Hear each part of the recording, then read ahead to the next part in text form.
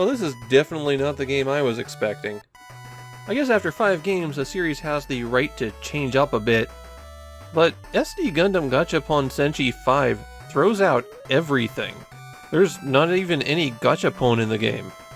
Up to this point, the series has been strategy games where you order around cutesy-fied versions of the Gundam war machines, controlling them as individual pieces in tactical battle. Basically, each unit would be one mech, and you bought additional units from capsule machines. SD Gundam Gachapon Senshi 5 is a grand strategy game. You're not moving units tactically, you're building armies, taking over production facilities, and managing resources. There aren't even multiple maps anymore.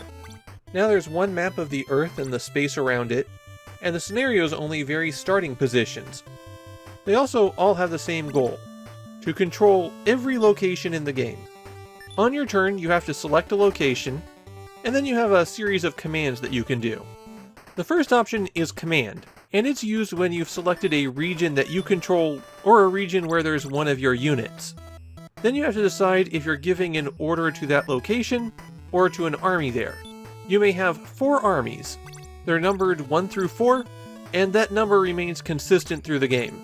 If you don't want to interact with an army, then the only other command you can give at a location is to strengthen the local defenses. That's something you can pay to do once per turn. For your armies, you've got another set of menus. You can order them to move, and you can only move them to locations that you control unless you have an invasion force. I believe you also have to have a carrier with them, but while I was playing, I never lost a carrier, so I'm not sure. Then you can assign pilots to your army. You have a certain number of hero units, all with different stats, and they affect how well the army performs. If you don't have a hero in a spot, then it's taken up by an AI who isn't very good at things. Then you have one of the most important options, manufacturing.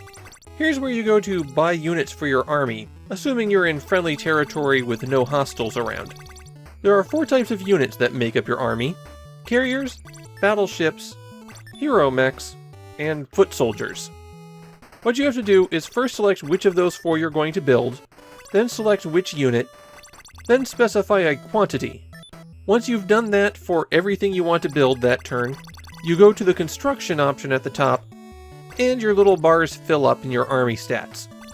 The final option allows you to repair damaged units, which is basically going to be your carrier and hero mechs. Back out to the top menu. The next option is to view information about the game's status. Then you have an option to flip between the space map and the Earth map. The Earth has multiple locations on it for production and invasion, and there's different landing sites depending on where you're coming from. The next option goes to a sub-menu with additional options. First up is Research, where you have those 4 types of units. You just pay to learn how to build the next one in the list. Under the File menu, you can save and load the game. There's 4 battery save slots here, and they're really required.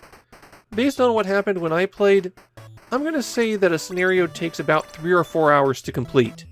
You probably won't be doing it in one sitting. Next is the option to end your turn and hand over control to the other player. And finally there's the settings menu where you can turn off some animations and the music.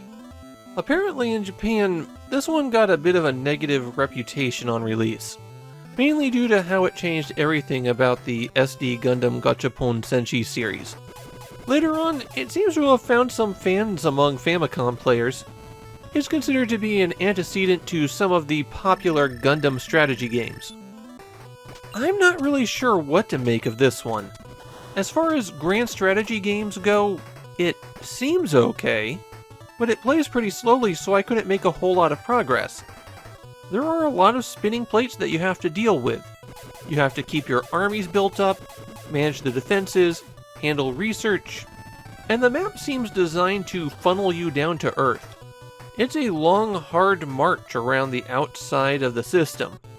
I chose to play the first scenario, and I started with 2 colonies all the way on the outside, and control over all of the resources on Earth.